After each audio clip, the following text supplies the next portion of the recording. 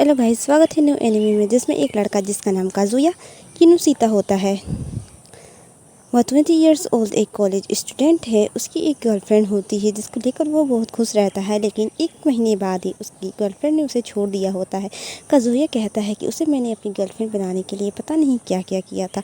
अब काजुया के दिमाग में अजीब-गरीब ख्याल आने लगते हैं अपनी एक्स गर्लफ्रेंड और उसके न्यू बॉयफ्रेंड को लेकर।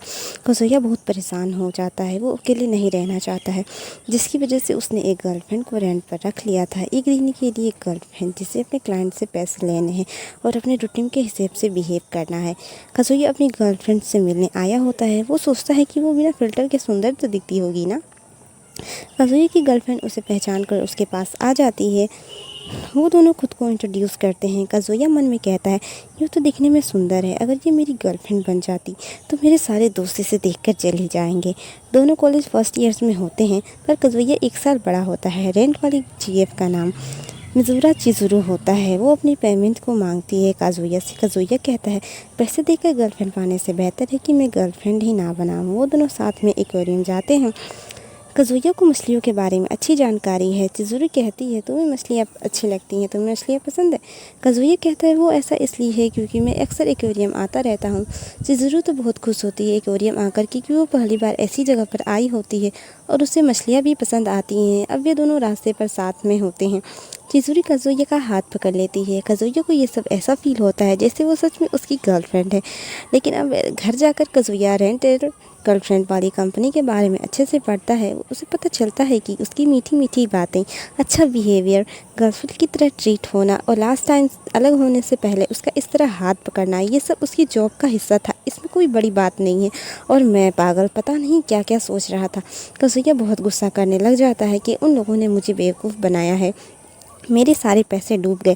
फिर इधर काजुया को याद आता है कि उसके पिताजी ने उसे कहा था कि तुम्हें अब पैसे नहीं दिए जाएंगे, तुम्हारी पढ़ाई के हिसाब से इतने पैसे काफ़ी रहेंगे।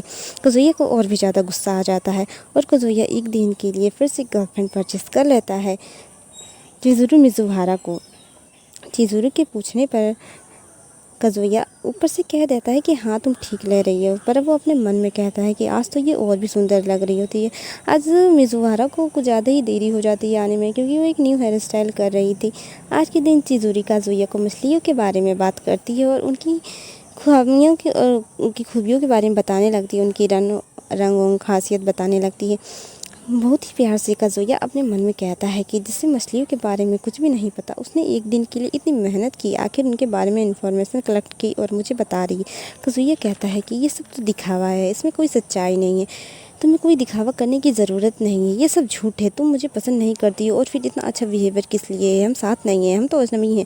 ऐसे ही बातें करने लगता है, क्योंकि वो जानता है कि ये तो उसकी गर्लफ्रेंड नहीं है जिसके साथ वो हमेशा रह सकता है, ये तो बस गर्लफ्रेंड होने का दिखावा कर रही है। काजुया कहती है कि जब लड़कियां जिसे पसंद नहीं करती हैं उस पर फिर प्यार का झूठा दिखावा क्यों करती हैं, सभी लोग उन्हें ही देखने लगते हैं। चिज़ुरू काजुया को लेकर जल्दी से दौड़कर भाग जाती है। भीड़ से बचने के लिए वे लोग खाली एलिवेटर में पहुंचते हैं।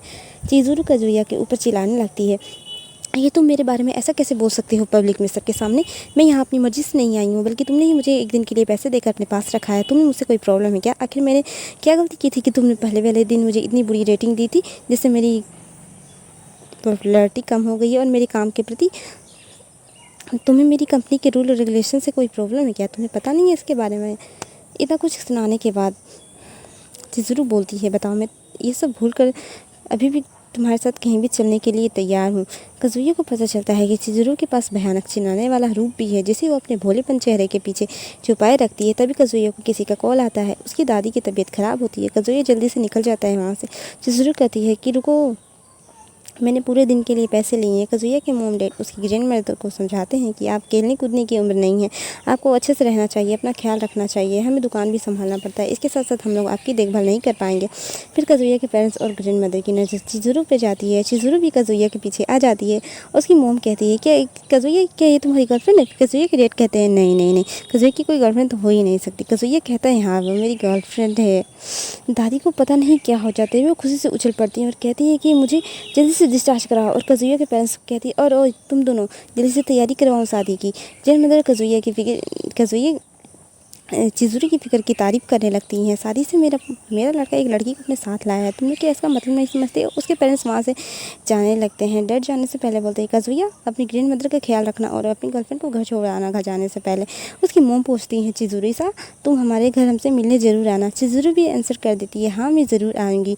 काज़ुया और चिज़ुरी ने ये एक्सपेक्ट नहीं किया होगा कि उनकी ग्रैंड मदर उनसे क्या सवाल पूछेंगी। ग्रैंड मदर पूछती है, क्या दोनों साथ में सोए हो? काज़ुया भी बोलती है, ये क्या है?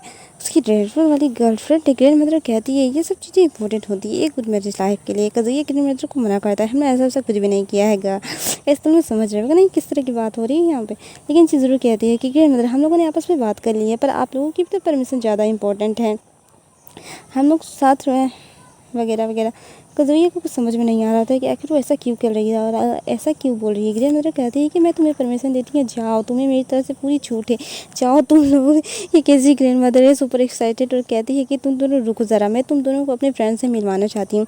चिज़ुरू कहती है, अरे नहीं, गड़बड़ हो गई, मुझे क्यों मिलवाना चाहती हैं? काज़ुया कहता है, मेरी दादी यहाँ हॉस्पिटल एक से ज़्यादा बार आ चुकी हैं, जाहिर सी बात है उनकी बहुत सारी फ्रेंड्स बन गई होंगी और वो हमें मिलवाना चाहती हैं। चिज़ुरू कहती है, मेरी दादी भी इस हॉस्पिटल में एडमिट है और प्रॉब्लम तो ये है कि मैंने उन्हें अपने जॉब के बारे में बताया नहीं है। वे लोग हॉस्पिटल में दादियों से बचने के लिए एम्प्टी रूम में आ जाते हैं।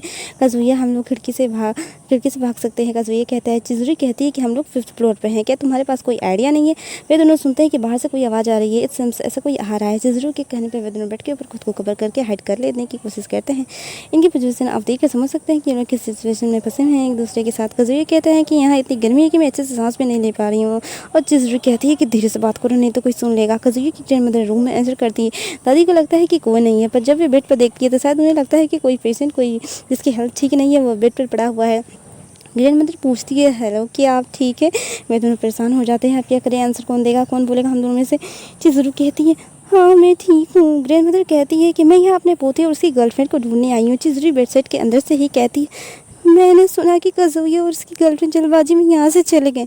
यहाँ पर चिज़ुरू को अच्छा नहीं लग रहा होता है कि काज़ुया उसे किस तरह से देख रहा है, लेकिन इसमें काज़ुया की भी कोई गलती नहीं होती है। ग्रैंड मदर के जाने पर काज़ुया और चिज़ुरू के फेसेस एक दूसरे के बहुत क्लोज होते हैं। काज़ुया अपने मन में कुछ सोच कर कहता है कि तो मेरी गर्लफ्रेंड ही ना, एक दिन के लिए सही। फिर कहने लगता है, नहीं नहीं नहीं, ये सब ठीक नहीं है। चिज़ुरू काज़ुया को किक कर देती है और काज़ुया बेड के दूर जाके गिरता है। उनके जाने से पहले ये दोनों दादियाँ आ जाती हैं। चिज़ुरू की ग्रैंड मदर बोलती है, ये मेरी पोती है चिज़ुरू। अब ये दोनों एक दूसरे को ग्रैंड मदर और ग्रैंड चाइल्ड से इंट्रोड्यूस करवाती हैं।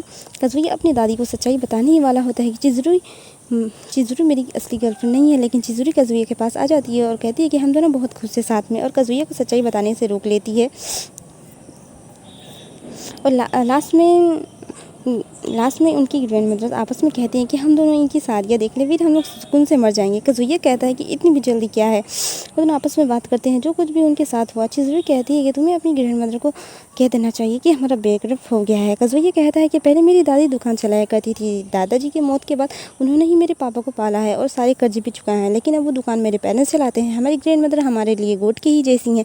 वो चाहती हैं कि मेरी दादी मेरी चाहती हैं कि मेरी शादी हो जाए एक अच्छी सोलमेट से, यही उनकी डेथ से पहले उनकी लास्ट विश थी। काज़ुया कहता है कि मेरी एक गर्लफ्रेंड थी, मैं अपनी फैमिली से मिलवाने की बात की, तब उसने मुझे छोड़ दिया और मैंने तुम्हें बाय किया, फिर ये सब हो गया। मेरी ग्रैंड मदर से माफ़ी मांग लूँगा, मुझे किसी न किसी दिन एक अच्छी लड़की तो मिल ही जाएगी जिसे मैं शादी करके अपनी ग्रैंड मदर की लास्ट विश पूरी कर पाऊँगा। काज़ुया कहता है कि मैं अकेले नहीं रहना चाहता हूँ, मैं तो बिल्कुल एक रैबिट की तरह हूँ। चिज़ुरू कहती है, दुनिया में हर कोई अकेला है, वो इससे बचने के लिए अनजाने चेहरे के पीछे छुपते रहते हैं। चिज़ुरू कहती है, जो कुछ भी हो, आज के दिन जो हुआ वो दोबारा नहीं होना चाहिए। काज़ुया कहता है, और तुमसे उम्मीद भी क्या किया जा सकती है। चिज़ुरू स्माइल करती है और अपने कदम काज़ुया की तरफ बढ़ाती है। काज़ुया को समझ नहीं पाता है, इससे पहले ही चिज़ुरू काज़ुया को जोरदार थप्पड़ मारती है। काज़ुया पूछती है कि तुमने मुझे मारा क्यों? चिज़ुरू कहती है कि एक तो मैंने तुम्हारी मदद की और तुम मुझे ही दोष दे रहे हो, मुझसे क्या उम्मीद की जा सकती है। काज़ुया दिल से चिज़ुरू से सॉरी और थैंक यू बोलता है आज के दिन के लिए। चिज़ुरू बोलती है, अगली बार जब तुम अकेले होगे तो मुझे फिर से कॉल करना।